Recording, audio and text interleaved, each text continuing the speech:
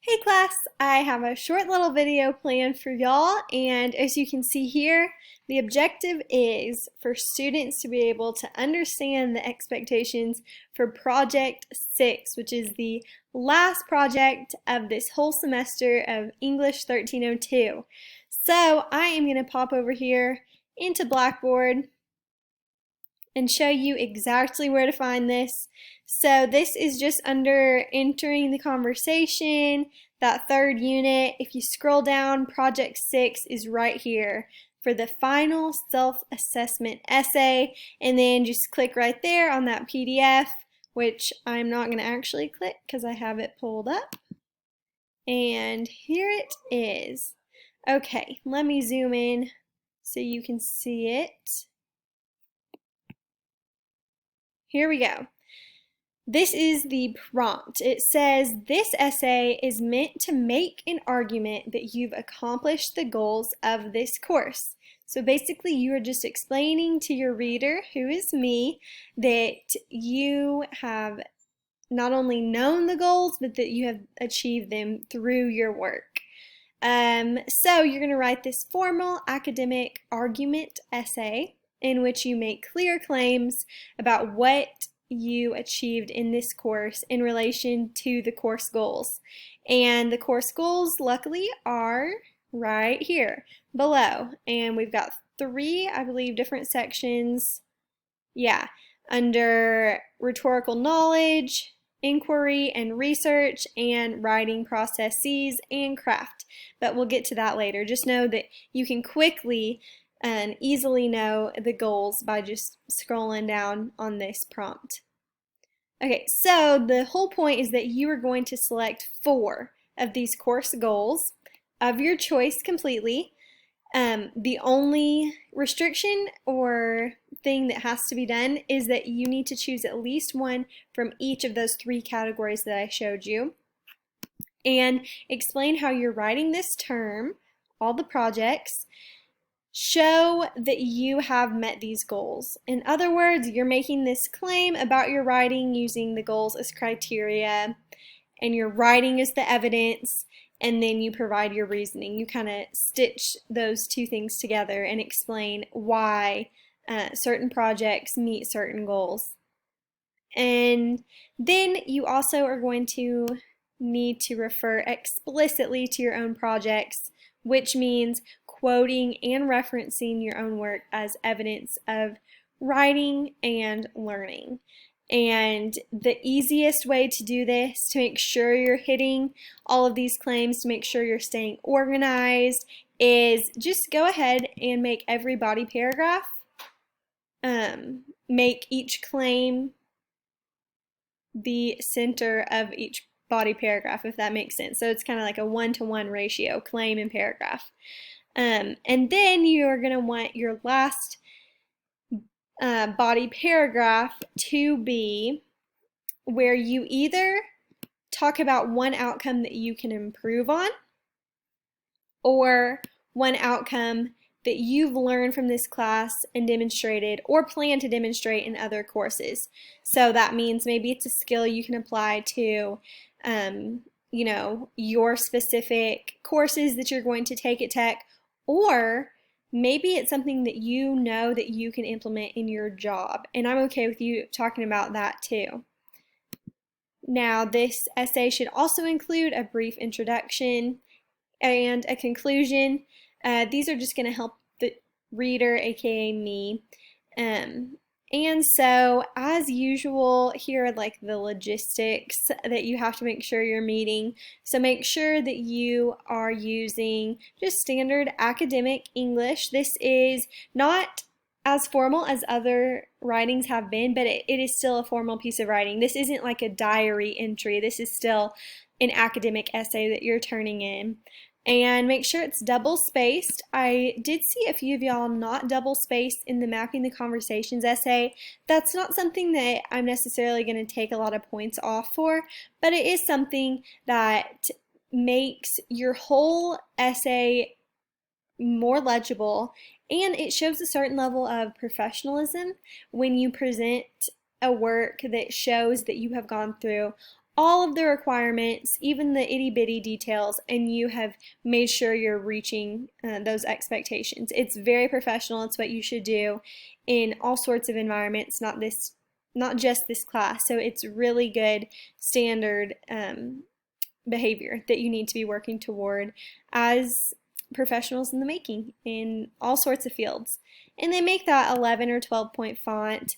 There is no minimum and there is no maximum for the word count or the page count or anything. But if you're hitting all of these things and you're doing it well, then it's likely that you're going to be hitting about that 4-page mark. No reason to go over that. If you can at all, stop it. So here are these different course goals. You can go through these on your own. If you have any questions about any of them, please reach out to me. But I don't necessarily want to go through every single one of them because I want you to have the opportunity to read these and interpret them, and based on your interpretation, you can make a case for lots of different projects counting for them. So I don't want to just tell you exactly what I think it means. I want you to really think about it. Think about, how can I spin this to match something that I'm really proud of in this class? And if you sell that to me and write it well and do all the things that we've been learning about rhetoric in this class, I'm excited to see what you come up with. And if you can convince me, then I will be convinced. And so I know that was kind of a lot, so I'm going to go back to the presentation. And here is just a quick and easy cheat sheet of what this requires of you, what to make sure you have. So here we go. You start with an intro and you do your purpose and your preview. This can be short, very concise, but you need to tell me, okay, what is this essay about? Why am I reading this? What am I supposed to get out of it? And then just give me some kind of preview where you can state maybe the 4 goals that you think you've achieved, something like that. It does not have to be super creative, but it needs to be direct and it needs to do what an introduction is supposed to do. Introduce what you want your readers to read and frame it. How do you want your readers to read this? If I know that I'm supposed to read for goals and seeing how you've achieved them, then that's what I'll do. Next, you're going to have your body paragraphs. You need 4 of these bad boys where you're basically going to do claim, reason, and evidence in that order. So first you start with your claim saying that I have achieved this goal. Use a specific course goal. Use it word for word. Just go to this list. Go to this list and say, okay, I'm going to say that I have developed flexible strategies for reading, drafting, reviewing, collaborating, revising, rewriting, rereading, and editing. Boom.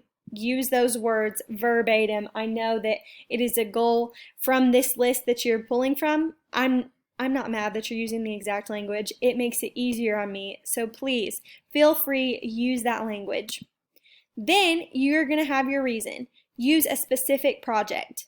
I feel that I achieved this goal through project X. And then give some evidence. Make those connections clear. Where was it in this project that you saw rewriting, that you saw multiple drafts? Give me some quotes. Maybe there was something in the first draft of one of your projects that you could say, like, at the beginning, I thought this would be a cool introduction, but then after hearing from my peers, I decided to go a different direction, and here's how it ended up. Boom. That is evidence. That is from your projects, and it is backing up the course goal that you said you achieved. And you're going to want to do this. Put a little meat to the bones. Of course, you don't want just 3 sentences. You want to be a good writer that makes these connections. But bulk it up, and then you have your paragraph. Do that. Rinse and repeat until you have 4 of those body paragraphs. And then you're going to want to end with a conclusion that is either improvement or implementation. That's kind of how I can see it and how you can quickly remember. Either you're going to choose one of these course goals that you think that you can improve on, or you're going to choose one that you think you mastered. I put in quotes because no one really masters any of these things. But one thing that you feel really confident in, that you've grown in, that you know exactly how it's going to be used in a world outside of this class. So that can be in a different class, very specific in your degree plan at Texas Tech University, or it can be something in your field of work that you know is going to be applicable. But just tell me, how are these skills, very specific, using a course goal, how is that skill going to transfer directly into the real world? And for this project, don't make it harder than it is, but just be really clear about the goals that you think that you actually did achieve. It's always going to be easier if you read through this list and think to yourself, oops, this list, and think to yourself, no, what really did I learn? And how did I learn it? It's a great exercise. It's something that I hope you'll do in all of your courses, just mentally, and think about, okay, this time was not spent in vain. This was not a waste of money. This wasn't a waste of my summer. I really did gain some critical skills that can be applicable outside of this class. And thank y'all for being a part of this class. I have enjoyed so much reading and learning from y'all. So thank you guys. Reach out to me with any questions. I appreciate you.